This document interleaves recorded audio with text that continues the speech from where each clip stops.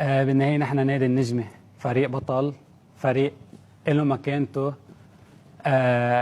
أكيد نحن انطلاقة الدوري أول شيء بمباراة الصفا أكدنا عليها، المرحلة الثانية أكدنا عليها قدام العهد إنه نحن فريق حاطين براسنا السنة هيدي إنه ناخذ الدوري، وأكيد يعني بإذن الله يعني متفائلين بالخير، وإن شاء الله يعني بنكون على قد الاستعداد.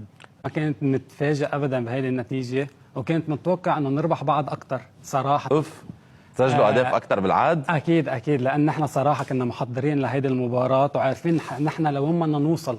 يمكن هيدي اول سنه بنكون محضرين صح وماشيين صح، فكنا دائما هيديك السنه واللي قبلها يكون في اجر ناقصه لورا، فهيدي تخلينا نبلش الدوري معركسين.